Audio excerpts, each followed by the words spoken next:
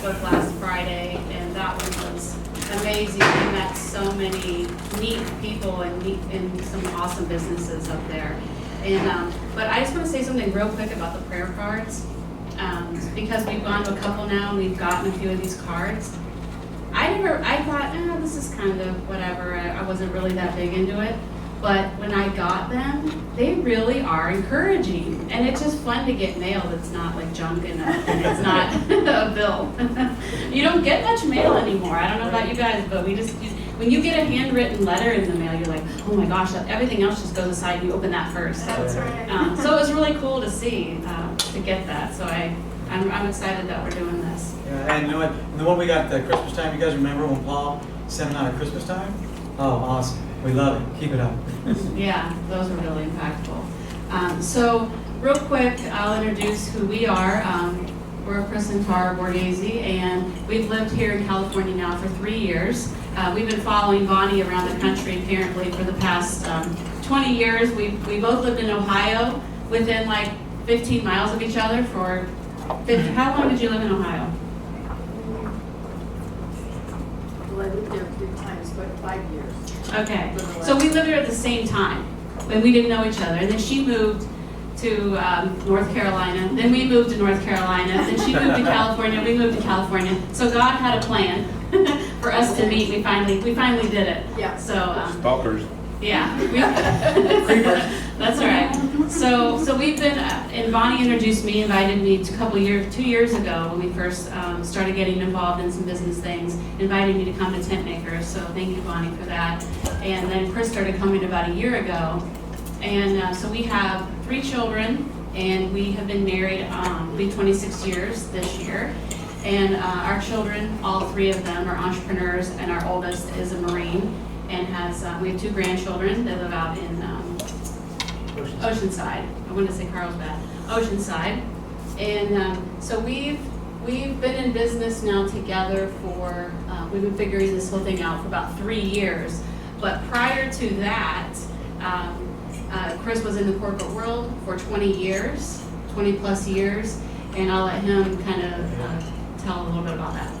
Okay, so a little bit about my background is that so I worked at the nation's #1 wireless company for 20 years, and before that, long distance, right? So I've been in corporate America for 25 years, and it was good. I honor that. It was a great time, and but there was a season for some things, and a different season for other things.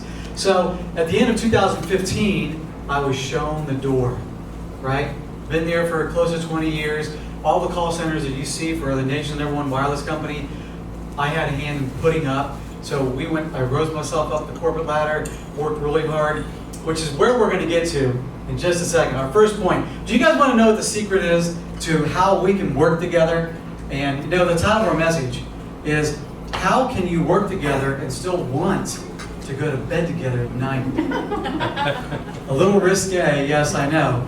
But that is the key. That's the thing. We're going to give you 4 reasons or 4 ways, secrets of how to do that if we can be real.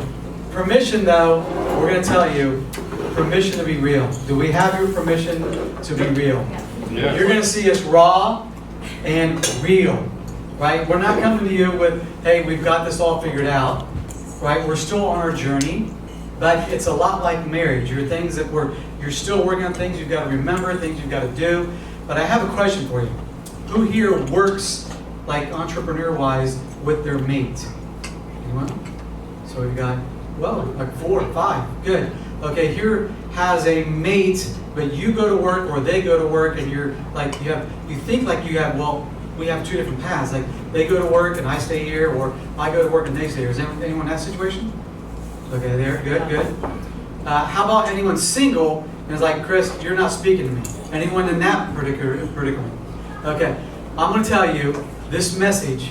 But listen, this message is for you as well as for the married entrepreneurs, because it's practical. There are things that you can apply to every area of your life, and you're going to be surprised. But the first first secret. Are you guys ready? Okay. Does anyone know what the verse Proverbs 29:18 says? Man without a vision shall what? Perish. So how do Chris and Tara do it?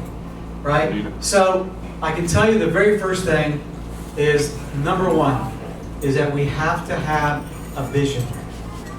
The mates have to be on the same vision. Our first vision, when we first got married, we made, and this is something we talked about even before we were married, is that how are we going to raise the kids? What do we want to do? Where are we going? Right? Because you guys have seen that, where like a basketball, you'll miss every shot that you never take. Well, if you don't know where you're going, also, then you're gonna end up there. Like, you just don't know where you're going. You always hit it. So with that being said, our first vision or mission, and I'll tell you the difference between the two in just a second, but our vision was that she was going to stay home and I was going to work. I was going to work a lot and a lot and a lot so that we can provide, so we can make sure that she's going to stay home and raise the kids. That was our first vision. That was our mission. How we accomplished it was, like I just said, I went to work and she stayed home. So do you guys know the difference between a vision and a mission? A vision is where you're going. And a mission is how you're getting there. How you're going to get there. So how we're going to get here to our vision where she's going to stay home and raise the kids and instill, when we did homeschooling, we should write a book about how we educated our kids. We've been through, really, honestly, and this is where we're raw, we homeschooled, we've done online school, we've done the Christian schools, and we did public schools. Is there any other? We've done all four. We should write a book. So that's what we did. Our first vision was that she was going to stay home and I was going to work, and that's what we did. Yeah, and so how that worked was, because I was willing to sacrifice, I said, I don't want to have a big home. I don't care if we have the latest designer clothes. I don't care about that, because I want this. I wanted to be able to stay home and raise my kids. That was really, really important to me, because I literally did not have a mother to stay home. And I don't even really remember my mom until I was like 14 years old. My sister raised me. So for me, that was just something that was really foundational on, and everything else was willing to be put aside. So thank God that God blessed our vision, and He was able to make a decent income, only having one income coming in. But I didn't resent the fact that I couldn't have maybe some of the other things that the other two families, that both parents were working, but because we had that vision set in front of us, and we just had the privilege of hanging out with a guy who was an NFL, was he a linebacker? Which one, the street one? Yeah. Yeah, but he was no defensive lineman. Defensive lineman and Super Bowl champion and everything. And he said the most amazing thing is, he said, winners focus on where they're going to, but losers focus on what they're going through. Oh. And loser, it's not like the traditional, you think winners and losers. He's not calling people losers, but you're gonna lose your vision if you're focusing on where you're currently at. And so that's why it was like, for us, going through, it's like all those days where, I had to change diapers, but I'm trying to educate my 7-year-old. I'm trying to teach him how to read. He had learning disabilities. And so, I'm trying to do that. He's gone on business trips probably 2 weeks out of every month. So I'm left at home by myself with 3 kids and one child that was special needs and learning disabilities. So there were days where I just felt like, sitting on the floor crying, but then I would remember, no, I chose this. This is my vision. There's going to be reward at the end of this. Yeah. Remember my thing? My curfew, we were both the babies of 5, right? We're the number 5. And my curfew was the second Tuesday of the same week. Like, they didn't know when I was coming, when I was going, it didn't matter. And so that's why it was really important for us on that first vision that, we both had it. And that is the one key, is that we need to know where we're going. So she's going to tell us about our second vision, because I was left without a job, and I got phased out of my job. Yes. when my youngest, he got laid off in 2015, and my youngest graduated from school. So we were doing online at that time, finishing up his high school. So it was like, oh, okay, now what do I do? I'm no longer needed as a full-time mom. So I had to, really, go and introspect and reinvent myself and say, okay, God, we knew, but both of us knew. So the layoff wasn't really a shock. We kind of knew it was coming. The company was moving in a different direction. They're moving more towards hiring millennials. So, we saw the writing on the wall. Obviously, it wasn't a shock that my youngest graduated. It's kind of like those people when they say, oh my gosh, it's Christmas already? Well, it's Christmas every December 25th, okay? It's not a shocker. It's been that way your whole life. There's no shock in it. It's just you didn't plan for it. So that's kind of where we found ourselves, but we both knew that we wanted to do something together, but we had no idea what that was going to be. So we spent the last 3 years, maybe even 4 years, because the last year we started kind of exploring what was out there in the entrepreneur world, what we want to do. And so we knew that, but we needed to work through things that God brought us through as a couple. So we started going into learning more about each other and learning more about ourselves. And I think as women, at least I can speak for myself as a mom, I kind of put all of my dreams, all my aspirations, all of my wants away and said, I'm going to pour everything I have into my 3 kids. I'm going to make sure that every dream they have is realized, that in whatever was within our ability to help them reach their goals, their aspirations, that was what was going to happen. And so then I kind of found myself at a kind of a weird place thinking, well, who am I? And so we kind of delved into taking the DISC test, the Strength Finders test, to really figure out, why do I do what I do?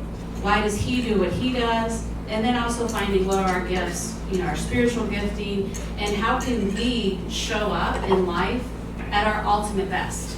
What's the best version of me? What's the best version of him? And help me understand. So that's our second key, is knowing each other's strengths. Yeah, and we'll talk more about that in a second. But okay, so I'm gonna speak to guys here. Did anyone here, you guys really find it beneficial to be a provider for your family? I mean, you really want to do that, right? And so what happened to me, if I can be raw and real, is that when you're in corporate America, you kind of lose yourself. It's a good that you have a job, but you're in a lane all by yourself. They don't want you to go to the left, they want you to go to the right. You have a role to do, right? My role was to build call centers, and then it changed, and so forth and so on. But I kind of lost who I was. My identity was in my role. Who are you? Well, I'm Chris Borghese, the IT director for Verizon Broad. Oh, I wasn't supposed to mention the name. That's who you became. Your identity was your role in life in corporate America. So when this came, I knew it was coming. I saw the writing on the wall. We hear from the Lord, and so that's why we came from Wilmington, North Carolina, out here, from the beach down from coast to coast, out here. We knew the goal was out here. We knew our next phase of life was out here. However, I thought I was ready, and I wasn't. I was not ready for it. Emotionally, I didn't know what was going on. Tactically, how am I going to now provide?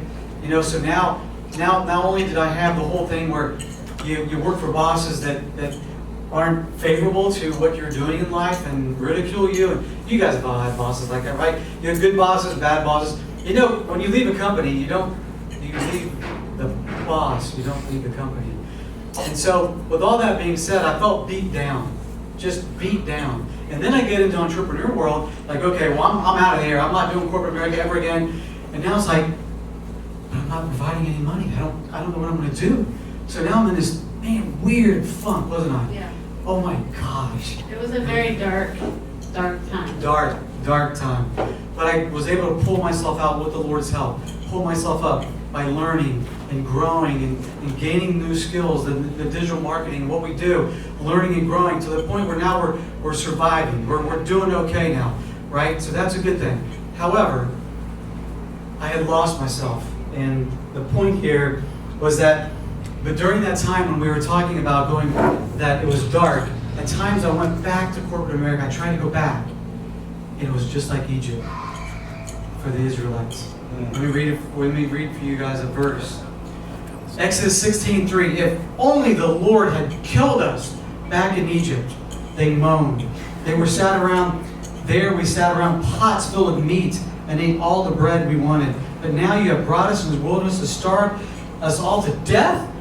That's what I felt like. When I left corporate America, I'm like, oh my gosh, I'm gonna die out here. I'm not making any money. What are we gonna do? I'm the provider. And so you felt worthless. I felt there's nothing here for me. So like, okay, I'm gonna go back to Egypt. I'm going back to work. That's it. At least I can eat, right? Even though I knew that God had bigger plans for me. Even though I knew I shouldn't be at corporate America. Even though I knew I was designed for bigger and greater things, right? But at least I can eat.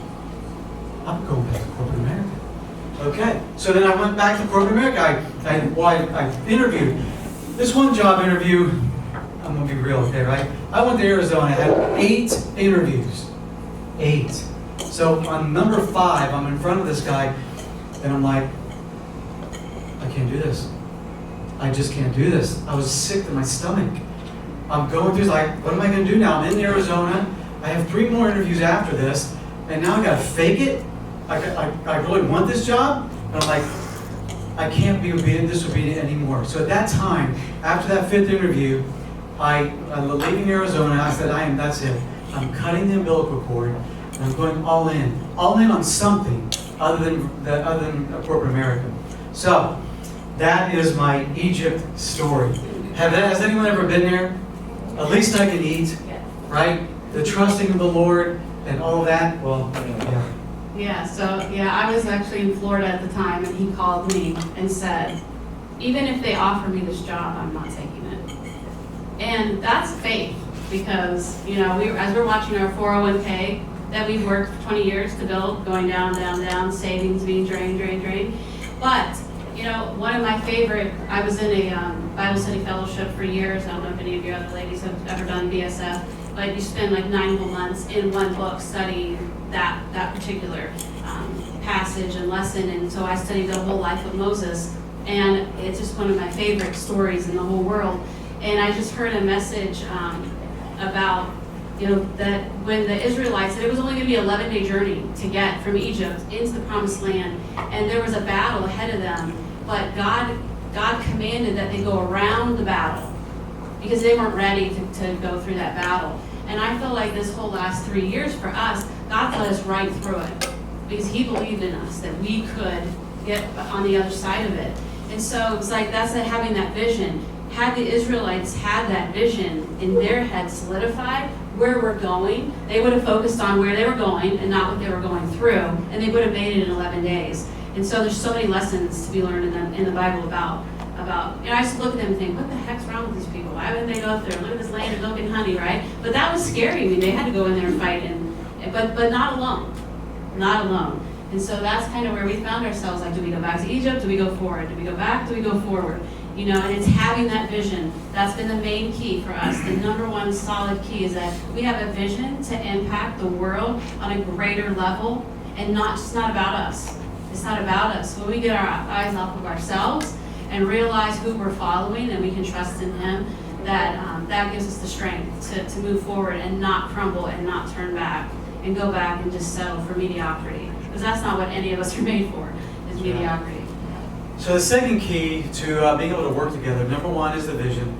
Number 2 is understanding who you are as a person, the personalities that you have, the strengths that you have. Tara's going to talk about personalities, and then I'm going to talk about strengths and weaknesses. And this is the secret sauce as well. Yeah. So I tell everybody, and I tell the Lord, thank God that I did not marry myself. Because I would drive myself crazy. Amen. And, a lot of times you think, why can't you just think just like me? Okay, well that's not good. We don't complement each other. If everybody's thinking the same way, and you would never do that in your business either. You want to hire somebody who is really analytical and really detail oriented, but you also want to hire somebody who has a vision for the future, and they're more futuristic. So it's always that balance. We all feed off each other, and they're all aspects of who our Heavenly Father is.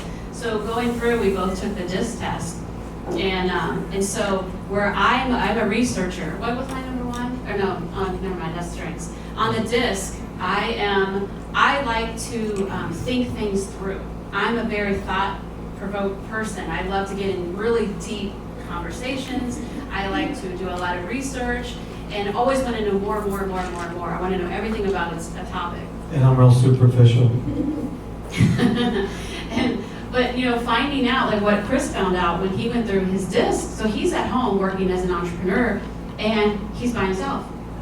And so when we went through it, and he talked to a disc coach, she said, Chris, if you're not spending 80% of your day around people, you're going to wither away. You're going to hate it. And that's why. So that was like a huge light bulb that went on when he was in corporate America. He got kind of segregated. His team was all over the country, but he was in a little office by himself. He didn't talk to anybody else.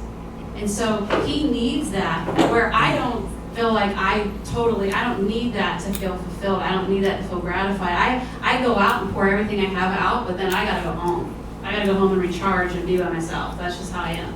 So, but knowing that about each other and how our strengths are complementing each other is so, and our values. So if you haven't taken the DISC test, I would highly suggest you do, especially if you're working together, and even your employees taking it so that you know how to motivate each other. All three of our children are motivated by completely different things. My youngest, motivated by a cause. If he knows we're gonna do something, he's gonna help somebody else, he's on board 100%. Our daughter's motivated by excelling. If she's gonna excel and make money at it, she'll be right there. And then our oldest, he's totally motivated by fun. So if he knows, so it's like if you're going to an event, you know how to speak to them. You can get them all there and they're all gonna be happy if you know what motivates them.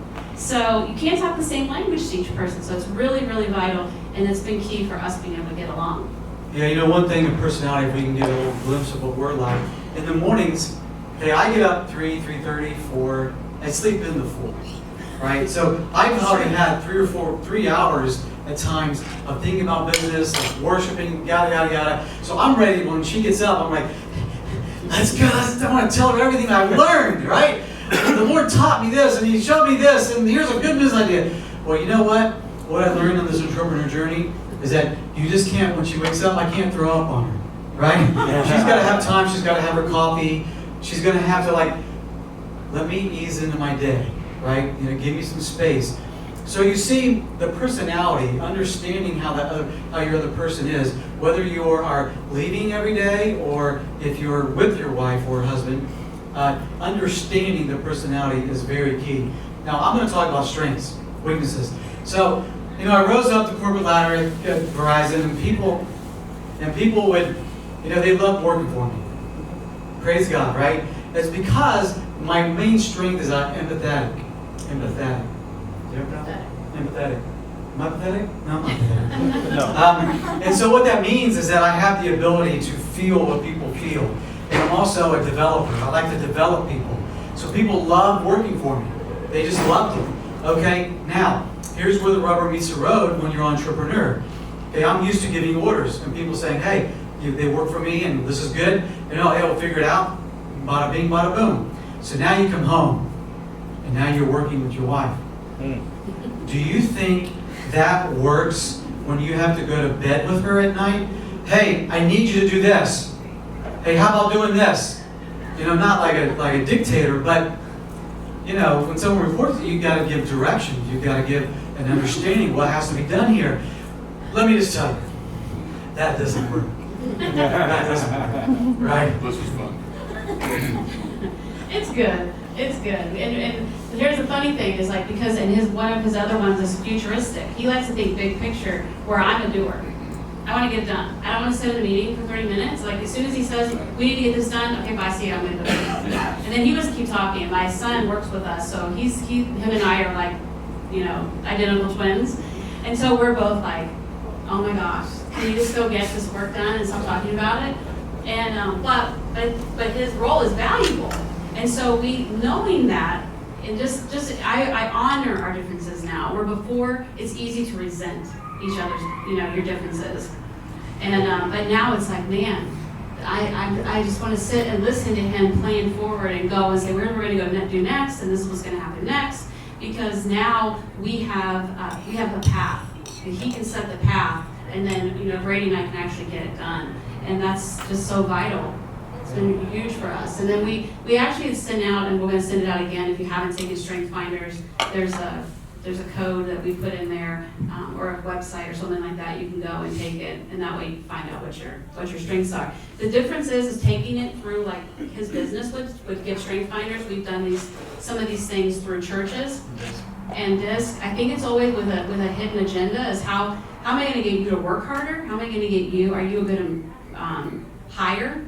You know, a lot of people give you the DISC test to see if they should hire you, and or the church trying to see where can I put you in ministry, where can I, where you best to volunteer at. Whereas this one, when you take them outside of that arena, it's more finding out who are you and letting God reveal your strengths to you and how you can use these across every aspect of your life, not just in that certain avenue that the people took it, where you took it at. Yeah, so the thing about personalities and strengths is understanding the other person has value, understanding your role, even in a marriage, even if you're just trying to have a good, healthy marriage, our role is not to change the other person. Our role is to love the other person unconditionally.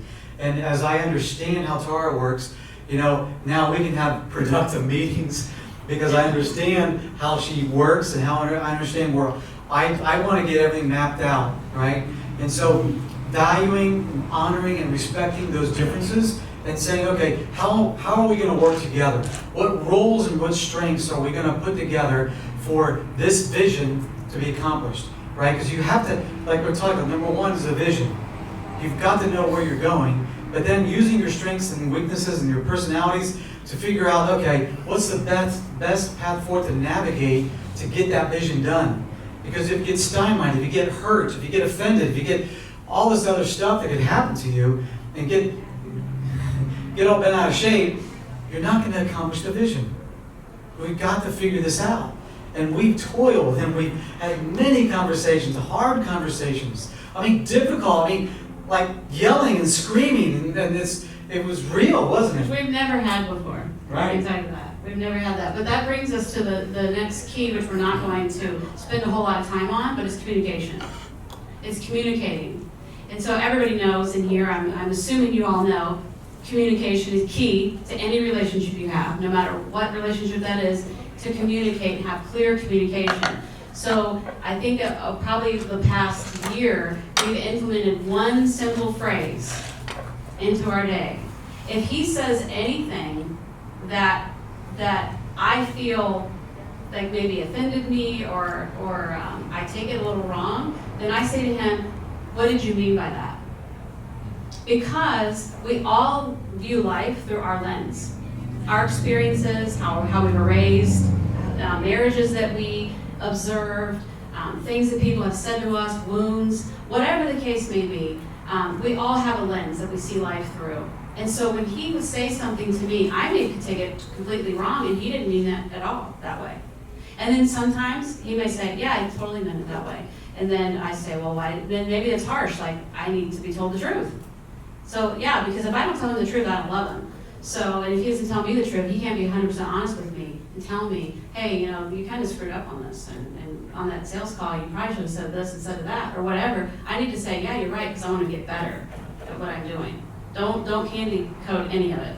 That's not my personality. I want to be told the truth, 100% truth. I don't care. It hurt my feelings. It doesn't matter. If it makes me better, stronger, then bring it. And so that's one of those things about communication that's really helped us, because if we let any offense get in, then it's like that little, you see those things that keep a door open, right? The wedge. And then the enemy says, oh, cool, look, there's a door. I'm going to get in there and I'm going to say, then she's going to start thinking, what did he mean by that? Why did he say that? What is he thinking? And then it just festers into something completely ridiculous. And I don't have time for it to take up any of our headspace right now. So that's been really vital. That one little key is, what did you mean by that? Amen. So guys, so here's the next understanding who is our provider, right? As a man, we need to have our shoulders back, and we've got this. I'm strong, I'm vibrant, I can go out there and make a living. But at the end of the day, and she'll talk about this as well, is that what did God tell Joshua in 1:9? Is that I command you, and it was a command, do not tremble or be dismayed, for the Lord your God is with you wherever you go. Yes, we have the responsibility to provide for our families, but do we do it alone? Can we live in peace and strength and comfort and power? Or do we live in fear of how am I going to do this? Or anxiousness? Or what's going to happen? We can go throughout our day realizing that God is our provider. And that may sound easy to say, or that is easy to say. I'm telling you, I'm being real. Right? I know y'all may have it all together, but I'm telling you that is much easier said than done. Because as men, we just want to roll up our sleeves. I've got this. And there's this fine rope. There was this tight rope that says of what you do on your own and when you depend on the Lord. But you've got to walk that rope. And you've got to know we're not walking alone. And so, we just basically go through it knowing with confidence that God's got our back. And until I went through this, like she said, this pruning, this area that God knew that I was ready for. Others, He would have me go around it by giving me a corporate job. I know you're not ready. Take that job, quick, before you fall, right? Because He loves me, right? But He knew I was ready for this, and this is why now we're on the other side, is because we went through that fight, we went through that fire. Yeah, and one of the things, and just some of the blessings of being able to work together, it's such a blessing because he would leave, like I said, weeks on end for years and years and years he did this. And I don't know if we really ever, except for maybe Saturday. Sunday was always busy trying to get to church, so breakfast was kind of out the door. Saturdays maybe, if we didn't have the kids, picking people up from sleepovers and all that kind of thing. But we actually, for the past 5 years, we've been able to have breakfast together every day. And I don't take that lightly. That's a huge blessing to me. That's my most favorite time of the day, is getting up, easing into my day, knowing that he's going to be out there at the breakfast table. And I cherish every day. I look forward to it. And so one of the things we also do is we take walks together. And there's this flower on our walk. I think it's called a sweet pea. I'm not a gardener at all. But it's the one that has like 5 white leaves, and then it's got the purple and the yellow and the black. And we took a picture of it. And I am so in awe of this flower. And so it always reminded me, going on who's our provider and the intricacies of our God. Matthew 6, therefore I say unto you, be not anxious for your life, what you shall eat or what you shall drink, nor yet your body what you shall put on it. Is not the life more than food, and body more than the raiment? Behold the birds of the heaven, they sow not, neither do they reap, nor gather into barns. Your heavenly Father feeds them. And are not ye of much more value than they are? And which of you, being anxious, can add 1 cubit of measurement to his life? And why are you anxious concerning raiment? I must have done the King James Version here. Consider the lilies of the field, how they grow. They toil not, neither do they spin. Yet I say unto you, not even Solomon in all of his glory was dressed like one of these. And when I see that flower, I think, oh my gosh, the details that God has in there. And then I think, I don't have to worry. Actually, he commands me not to worry. So getting back to the whole thing about our provider, I had to go to Chris and say, listen, yes, you're the head of his household, but he's my provider. That pressure, I'm not putting that pressure on you. He says, lay your burdens at my feet. So he's my provider. He's used Chris through all these years to provide for our family. But maybe now he has another plan. Maybe now it's using both of us to provide for our family. So I don't want him to carry that burden. That burden is heavy. But when he acknowledges, yes, I'm the leader, and yes, I'm going to put forth 100% to, consult God, which he does. He gets, like you said, he gets up every day at 3:30 and he prays. He's on his knees every day for 25 years, 27 years, as long as I've known him. He prays for our family. And he's there faithful, and he reads the Bible, and he is the leader, and I have faith in that God honors that. And he says in his word, don't worry about this stuff. It's fleeting. It doesn't even matter. It's just a tool. Money is just a tool for exchange. He's going to provide our needs. We've never gone hungry. We've never gone without. We've never been in lack. And that's just how it is. And that's how it's always going to be, because my God's greater, and he's bigger than all of that. And so that has been a big thing that we've gone through, is to release him. I said, listen, I'm not putting that pressure on you. And you shouldn't put that pressure on yourself either. Yeah. So it's basically confidence in that God is our provider. But and just recapping as we close out. So the 4 things are: 1 is vision. Number 2, understanding your strengths, weaknesses, and your personalities. Number 3, communication. And number 4, that God is your provider. And that's how you can actually work together or go in different directions. You know, if one goes to work and one stays at home, or vice versa. That if you have these 4 principles, that you will succeed, and you will be able to, work together and still want to be able to go to bed together.